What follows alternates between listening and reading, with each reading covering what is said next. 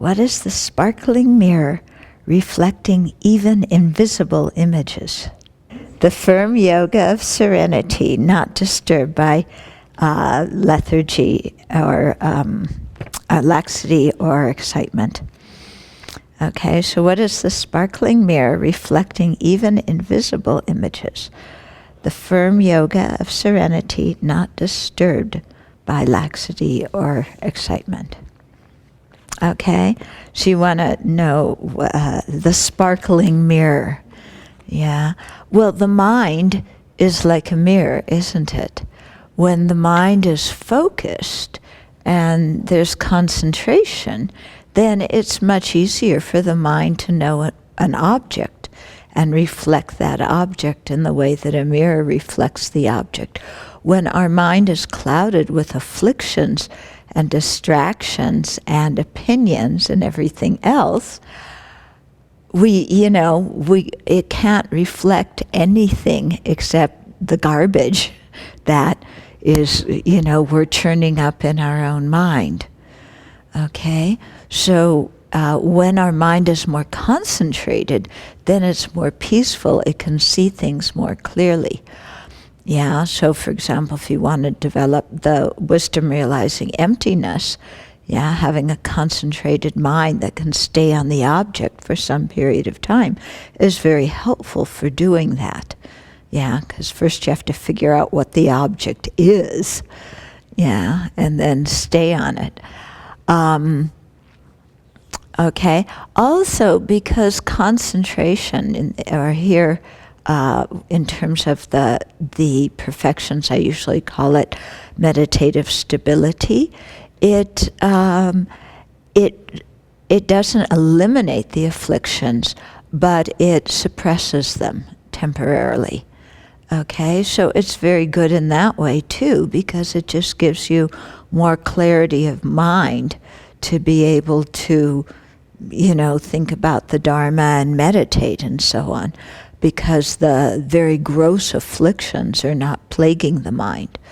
Of course, to generate serenity, we need special conditions. It's, we can improve our concentration in our daily meditation, but to really develop full-fledged serenity, a retreat situation with limited contact to other things is really essential. Yeah, but still developing whatever concentration we can is certainly helpful, because as we know, when our mind is full of rubbish, there's no meditation object in sight anywhere. In fact, we can't even look, if I said look at the red of this very long, when our mind is focused, is full of garbage, we can't even stay looking at the red. Soon, a direct perception, our mind is soon going to be, well, I don't know if I like that shade of red, and, it doesn't match this and that, and anyway, I have to eat lunch soon, and where am I going to go? And, we can't do anything with a distracted mind, can we? Yeah. So, there's 2 sets of 5 hindrances. One that is prominent in the Pali tradition, but we also find it in the Sanskrit tradition, and the other that we find more in the Sanskrit tradition in Maitreya's text. Okay, but the one from the Pali tradition is actually, in some ways, it pinpoints the gross afflictions and the gross distractions very well. So the first one there is sensual desire.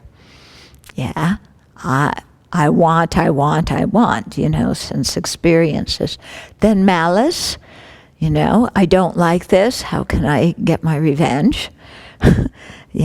Then dullness and sleepiness, okay, so the mind that, is out of it. Restlessness and regret that take our mind away from the meditation object by, a lot of anxiety and, what ifs and should haves. And then doubt, the mind that, can't go anywhere. That's like a 2-pointed needle. So we want to really work at slowing down those processes. And to do that, we have to learn the Lam Rim, which talks about the antidotes to those different afflictions. Okay, so at the same time that we're developing concentration, or put it this way, to develop concentration, we really have to know the Lam Rim very well.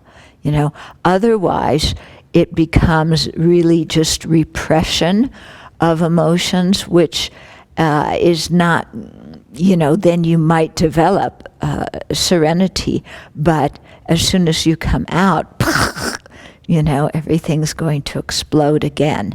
So having the understanding of why different things are wrong conceptions and other ways to view situations is very helpful in that way, to lessen the afflictions. And then, of course, there's the whole way of choosing a meditative your meditation object and what you do at the beginning of your meditation session. And there's a whole long teaching on all of this, which is too long for BBC. Okay, but good to learn and good to practice as much as we can. Invisible objects, it could mean like objects that are not objects of the senses. Yeah, you're meditating on the the image of the Buddha, or something like that. Yeah, it doesn't mean your object to meditation is, the boogeyman who's invisible. Yeah, that developing serenity is also a prerequisite for developing the different super knowledges.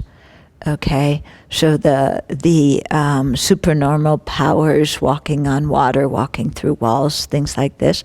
Also clairvoyance, or audio, clairaudience, okay, seeing past lives, knowing others' minds, these kinds of things. That all depends on the prerequisite for that is developing serenity. But then you have to you get those powers using the fourth dhyana in the form realm.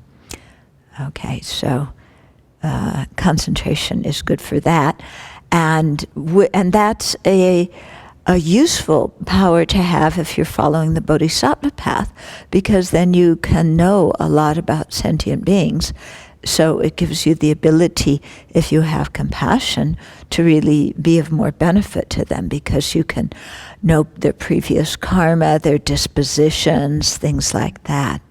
Okay, so bodhisattvas don't use those special powers to show off or to make money. They use them to be of benefit to sentient beings.